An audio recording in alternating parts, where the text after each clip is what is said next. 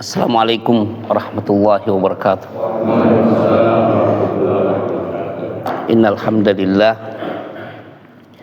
nahmaduhu wa nasta'inuhu wa nastaghfiruh wa na'udzu billahi min syururi anfusina wa sayyiati a'malina. May yahdihillahu fala mudhillalah wa may yudlil fala hadiyalah. Wa asyhadu an la ilaha illallah wahdahu la syarikalah wa asyhadu anna Muhammadan abduhu wa rasuluh. Amma ba'd. Jemaah Masjid Al-Muqarrabin, kita lanjutkan pembahasan kitab Al-Adabul Mufrad dari bab yang membahas masalah ghibah. Dan sebelumnya, sebelum bab 306 itu, di hadis 734 kita sudah membaca hadis tentang bahaya gunjingan ini berefek dalam kehidupan dunia dan kehidupan akhirat. Mudah, gampang dilakukan, tapi besar dosanya dan efeknya di dunia akhirat. Betapa gampangnya menggibah itu. Gampang sekali. Dan di pertemuan sebelumnya, insya Allah nanti print out hadisnya atau kita playerkan. Itu ketika Abu Bakar As-Siddiq radhiyallahu anhu menggibah budaknya karena terlambat menyiapkan makanan, lalu dia katakan orangnya bermalas-malasan, kerjaannya tidur. Nabi SAW menegur dan mengatakan, kamu memakan bangkai dagingnya karena sudah menggibah. Kalaulah memang dia malas, ya malas, tapi membicarakan dengan cara seperti itu tidak dibolehkan. Sampai-sampai Nabi SAW bersabda, saya melihat potongan-potongan dagingnya itu di sisi di gigimu. Ini hadis ini disahihkan oleh Syekh Al-Albani. Insyaallah kita print out. Silakan bab yang ke-306.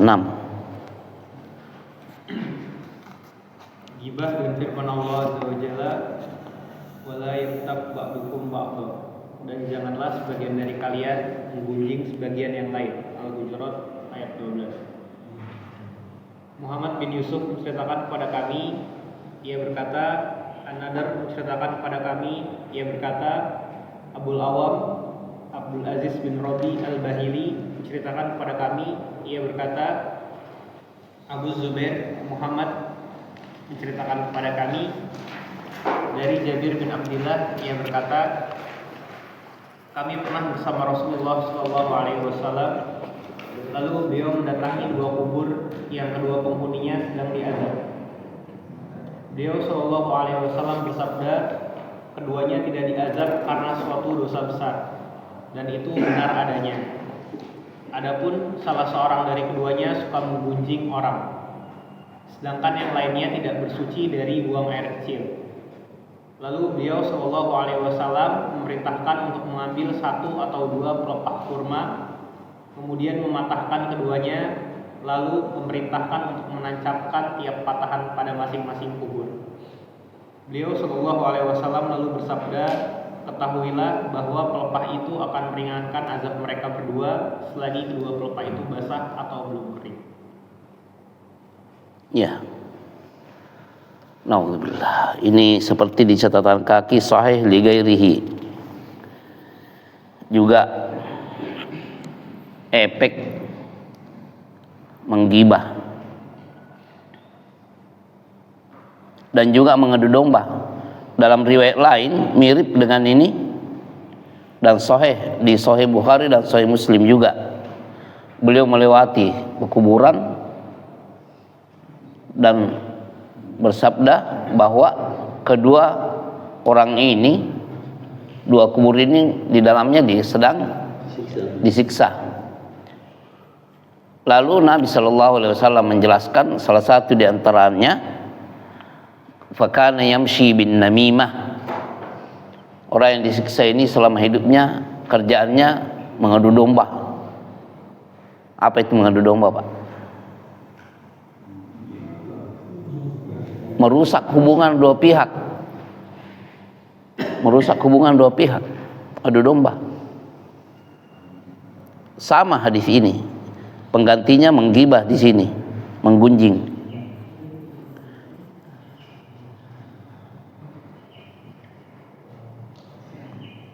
Ngapa mengadu domba, bukan mengadu sapi? Jabir bin Abdullah Al-Ansari, sahabat Rasulullah di Madinah ini. Dia katakan, kunna ma'a Rasulillahi sallallahu alaihi wasallam. Kami pernah bersama Rasulullah sallallahu alaihi wasallam.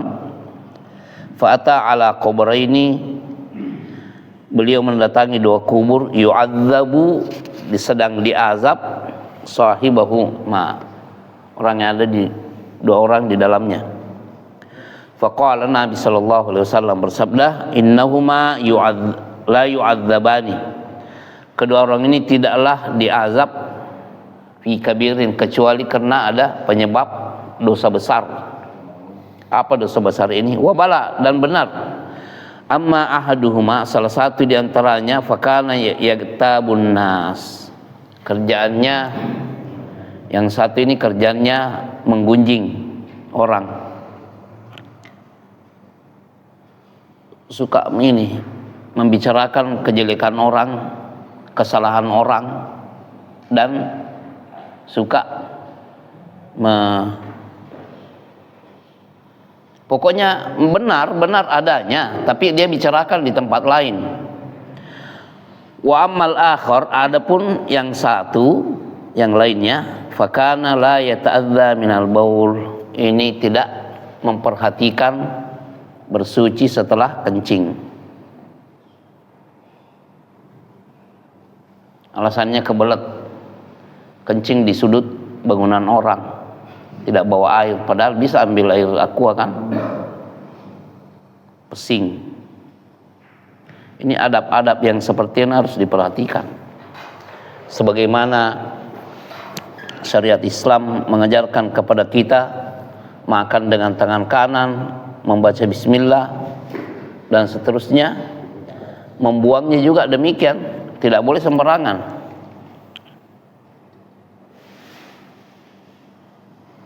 Ada hadis begini, ittaqul la'inaini, waspadai dua laknat. Artinya hal-hal yang membuat apa itu laknat, jauh dari rahmat Allah. Alladzi yataghatta fi tariqin nas au fi dhillihim, yaitu perbuatan orang yang buang air besar di jalanan manusia. Dia tahu kalau jalanan itu sudah dekat dilewati orang, tapi dia berak di situ, kan terganggu orang yang lewat. Au fi dhillihim, atau membuang air, kencing atau berak di tempat di mana orang sering ini berteduh. Fi dhillihim, ittaqul la'inain, waspadai dua laknat. Alladzi yataghatta fi tariqin nas, yang membuang air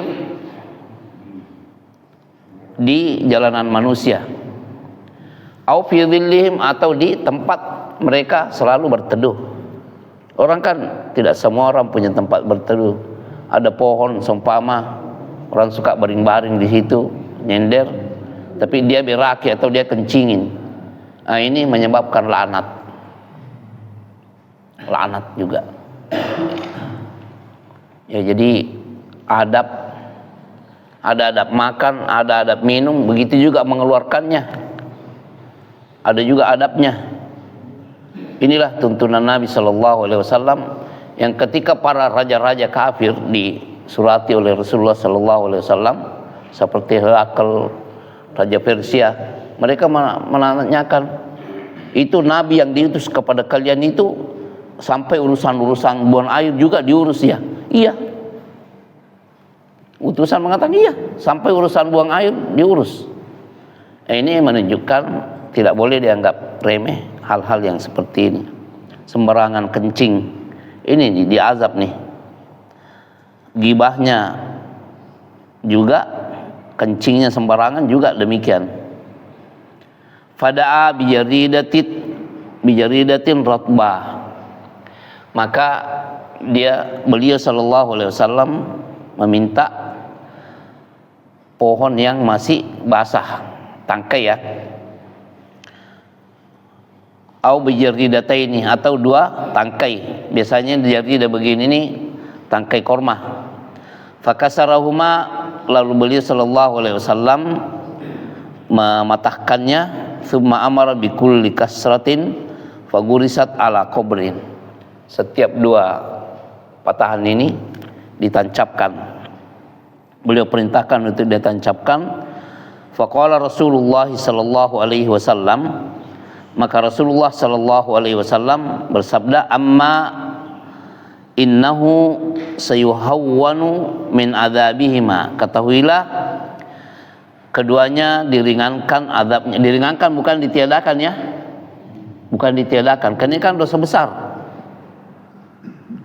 susah untuk dihilangkan. Karena kan pengampunan Allah ada, tapi pemaafan manusia yang digibah kan belum ada.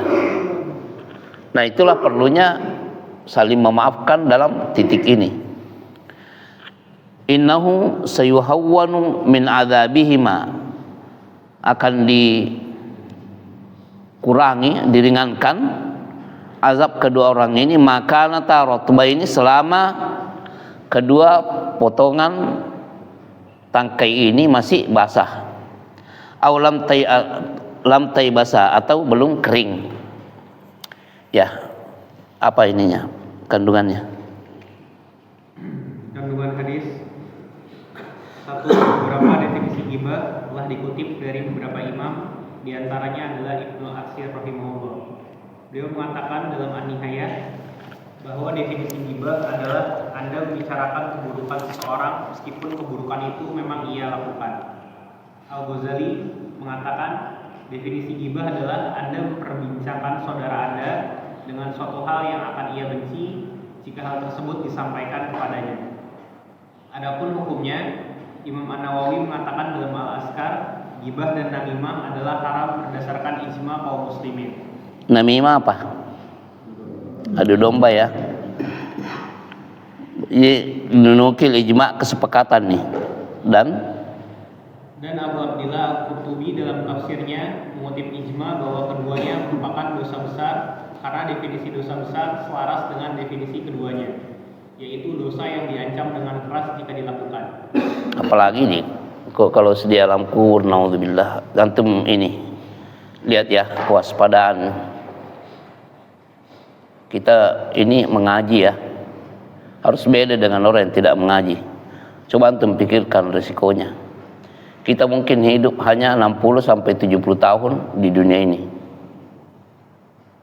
Tapi siapa yang jamin setelah kita dimasukkan ke dalam liang lahat, meskipun ratusan orang, ribuan orang yang mensolati kita, tapi ada masalah-masalah seperti ini? Dan mungkin keberadaan kita sampai hari kiamat di dalam alam kubur itu mungkin lebih panjang daripada kehidupan kita 60-70 tahun di dunia. Bagusnya karena Nabi SAW mewaspadakan hal-hal yang seperti ini. Untungnya kita mengaji. Kalau kita tidak mengaji mungkin tidak membaca yang begini-begini. Bahaya dalam hidup ini. Kalau kita tanya, apakah 2 orang yang disiksa ini tidak pernah mendengarkan kajian tentang ini? Mungkin tidak pernah juga. Ketidaktahuan tidak selamanya menjadi alasan. Justru Nabi SAW memberitakan kepada kita tentang hal ini, bahwa ada 2 orang yang disiksa gara-gara tidak berbersih kalau kencing, suka mengadu domba atau suka menggibah. Lanjut yang kedua. Yang kedua, di dalamnya terdapat penetapan azab kubur, dan hal itu merupakan ada ya sebagian Mu'tazilah mengingkari azab kubur karena, dan itu terwarisi sampai sekarang.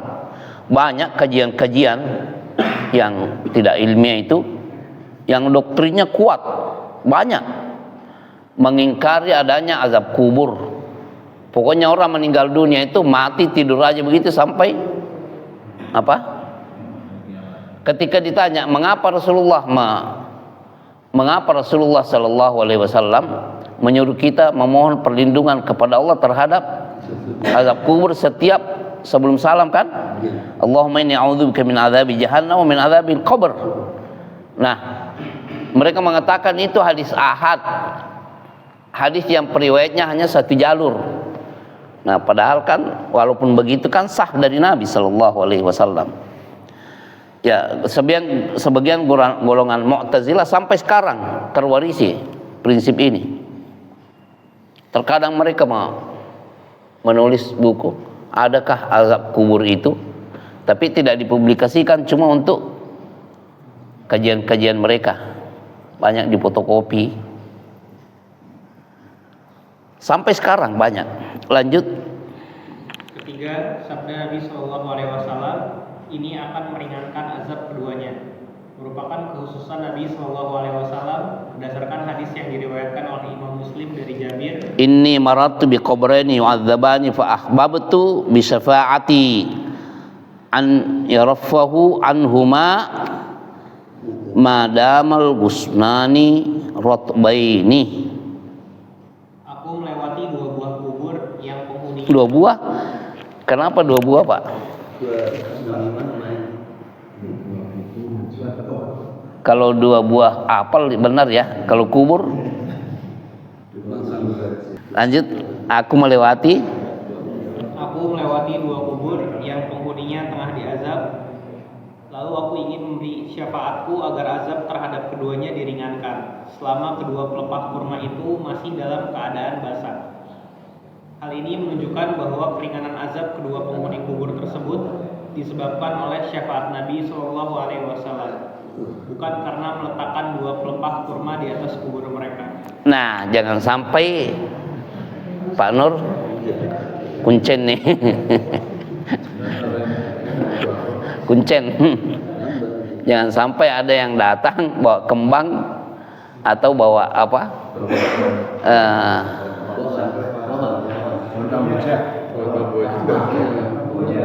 Kamboja ya.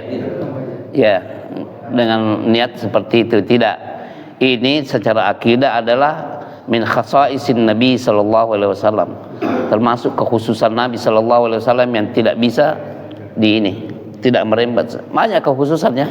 Masalah akidah yang harus didalami juga adalah adanya kekhususan Nabi sallallahu alaihi wasallam. Termasuk mengapa umat beliau maksimal 4 istri sementara beliau lebih daripada kekhususan. Ya. Banyak kekhususan ya. Lanjut 4. Keempat, tidak disyariatkan melakukan tebar bunga di atas kubur dan menanam pepohonan di sisi kubur. Hal tersebut merupakan bid'ah yang sesat dan tidak pernah dilakukan oleh orang yang paling mulia, yaitu Nabi Shallallahu Alaihi Wasallam. Termasuk apa? Mengkapling apa? Dengan rumput apa namanya? Rumput apa itu, Pak? Rumput gajah, mau Jepang, mau Belanda kayak apa pokoknya. Menampakkan kuburan bahwa indah, itu mengiming-iming orang supaya tidak bertakwa. Seharusnya kubur itu serem. Kita nanti di situ, di mana ya? Tapi kalau antum hijaukan, wah, itu seakan-akan kaplingan ini ya. Kaplingan apa?